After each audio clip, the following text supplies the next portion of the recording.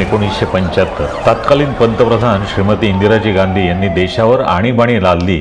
भाइयों और बहनों, राष्ट्रपति जी ने आपातकाल की घोषणा की है आणि अनिर्बंध सत्ता आपल्या हातात घेतली। राजकीय सारीपाटाच्या खेळात भारताच्या संसदीय लोकशाहीचा गळा घोटला गेला। भारताची राज्यघटना आणि संसद गुंडाळून ठेवण्यात आली। स्वतंत्र भारताच्या इतिहासातील हा सगळ्यात काळाकुट्ट दिवस होता। वृत्तपत्रांनी काय छापायचे किंवा काय नाही यावर निर्बंध आले। नागरिकांनी काय बोलायचे, काय वाचायचे एवढेच नव्हे तर काय ऐकायचे यावरही सरकारी नियंत्रण आले। आकाशवाणी केंद्र सरकारच्याच ताब्यात होती। या माध्यमातून आणीबाणीचे वर्णन अनुशासन पर्व असे होऊ लागले। देशाला परम वैभवाकडे नेण्यासाठी 20 कलमी कार्यक्रम राबवण्यात येऊ लागला। जणू काही या 20 कलमी कार्यक्रमाच्या द्वारे देशाला परम वैभवाकडे नेण्यासाठी इंदिराजींनी आणीबाणी लावली होती असा त्या प्रचाराचा बाज होता। भारताच्या घटनेने नागरिकांना दिलेले मूलभूत हक्क गोठवण्यात आले, त्यामुळे न्याय व्यवस्था देखील हतबल झाली होती। इंदिराजींच्या सर्व राजकीय विरोधकांच्या घरावर ते देशद्रोही असल्यागत पोलीस पाळत ठेवू लागले। स्वातंत्र्याची गळचेपी काय असते हे देशाने अनुभवले। देशाच्या आंतरिक सुरक्षेसाठी मिसा नावाचा कायदा राबवला जाऊ लागला। मिसाखाली राजकीय विरोधकांची धरपकड होऊ लागली। संपूर्ण देश एक जणू तुरुंगच बनला। या राजकीय साठमारीत दुर्दैवाने इंदिराजींनी विनाकारण राष्ट्रीय स्वयंसेवक संघासारख्या सांस्कृतिक संघटनेला देखील ओढले। कोणतेही ठोस कारण नसताना संघावर बंदी लादली। परमपूजनीय सरसंघचालकांपासून सामान्य स्वयंसेवकापर्यंत अंधाधुंद रीतीने संघ स्वयंसेवकांची देशभर मिसाखाली धरपकड सुरू झाली। राष्ट्रीय स्वयंसेवक संघाने आणीबाणी विरुद्ध लढा पुकारला। संघाचे किमान 1 लाख कार्यकर्ते सत्याग्रह करून तुरुंगात गेले। हा सत्याग्रह अत्यंत नियोजनबद्ध असे। गर्दीच्या वेळी आणि गर्दीच्या ठिकाणी अचानक सत्याग्रही एकत्र येऊन घोषणा द्यायला सुरुवात करत। पोलिसांना खबर मिळून सत्याग्रहींना अटक करेपर्यंत खूप वेळ जाई। दरम्यानच्या काळात जनता खूप मोठ्या संख्येने आणीबाणी विरोधी घोषणा ऐकत असे, त्यामुळे आधीच आणीबाणी विरोधात असलेले समाजमन आणखी दृढ होत असे। सत्याग्रहाच्या वेळेचा आणि ठिकाणाचा पोलिसांना कधीच आधी सुगावा लागत नसे, एवढे काटेकोर नियोजन केले जात असे। मिसाबंदी कार्यकर्त्यांच्या कुटुंबाच्या चरितार्थाची देखील सुयोग्य काळजी घेतली गेली। मात्र सत्याग्रह करताना कार्यकर्त्यांना ही आणीबाणी किती काळ चालेल हे माहीत नव्हते। कदाचित आपली प्रेतेच तुरुंगातून बाहेर येतील हे माहीत असूनही त्यांनी सत्याग्रह केला। त्यांच्या धाडसाला दाद दिलीच पाहिजे, शिवाय हजारो संघ कार्यकर्ते रातोरात भूमिगत झाले। या भूमिगत कार्यकर्त्यांनी समाजात आणीबाणी विरोधी असलेली जनभावना अजून मजबूत केली आणि समाजाचे मनोबल टिकवून ठेवले।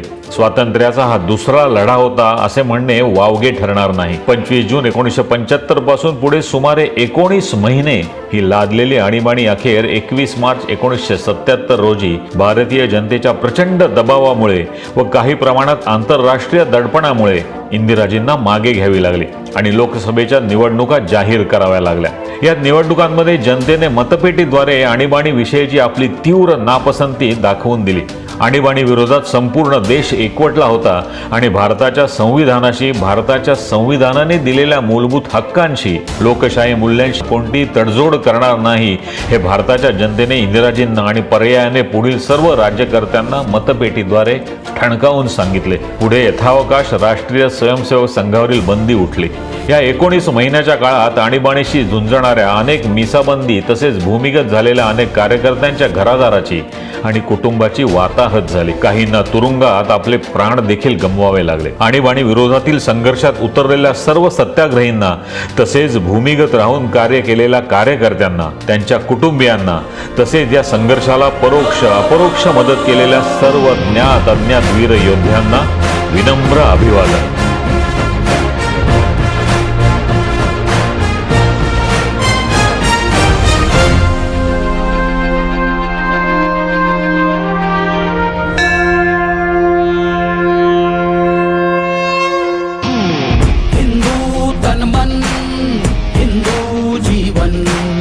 रग रग हिंदू मेरा परिचय, हिंदू तन मन हिंदू जीवन, रग रग हिंदू मेरा परिचय।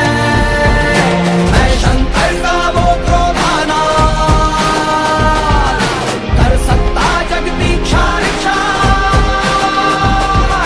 डमरू की वो प्रणय ध्वनि हूँ जिसमें नचता भीषण संहार।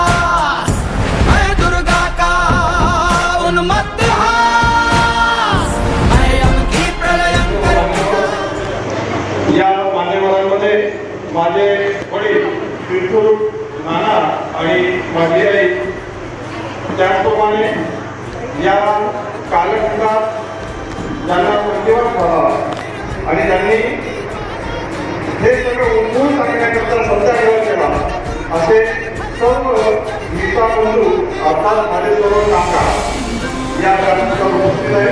वेळापैकी प्रकाश आलेलं सगळ्यांचं सामोरे केलेलं आहे. या कार्यक्रमानंतर हिंदू जीवन रग रग हिंदू मेरा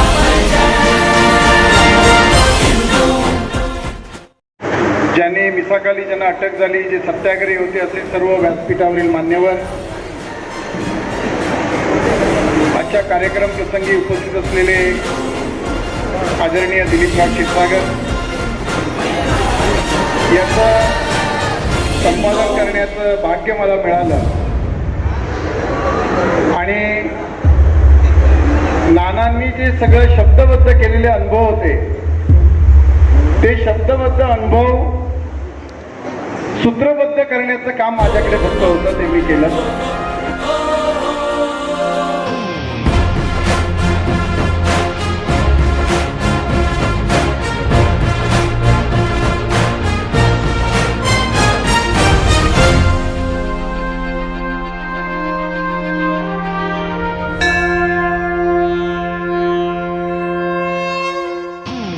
हिंदू तन मन हिंदू जीवन रग रग हिंदू मेरा परिचय हिंदू तन मन हिंदू जीवन रग रग हिंदू मेरा परिचय मैं शंकर का वो क्रोधाना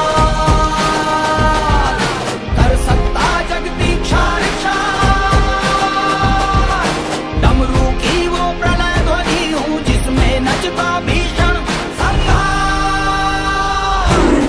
हिंदू तन मन हिंदू जीवन रग रग हिंदू मेरा परिचय हिंदू तन मन हिंदू जीवन रग रग हिंदू मेरा परिचय हिंदू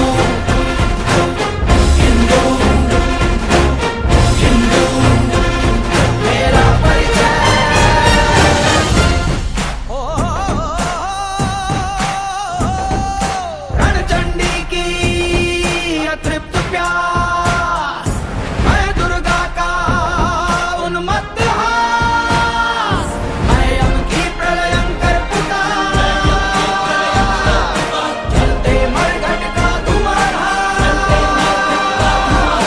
मैं यम की प्रलयंकर पुकार चलते मरघट का धुआंधार फिर अंतरीम की ज्वाला से जगती में आग लगा दूं मैं यदि धधक उठे जल थल अमर जड़ चेतना तो कैसा विस्मय हिंदू तन मन हिंदू जीवन रग रग हिंदू मेरा परिचय हिंदू तन मन हिंदू जीवन रग रग हिंदू मेरा परिचय हिंदू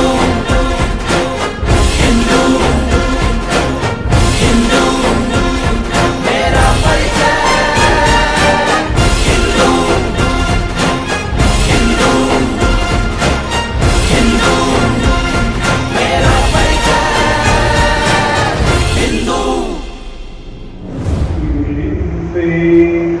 सळसळे उज्ज्वल शौर्य भीष्म भीमाचे रसरसले तेजही प्रताप गोविंदांचे श्री शिवरायाचा आत्मज्वलावेश हा अजिंक्य आहे नरसिंहाचा देश.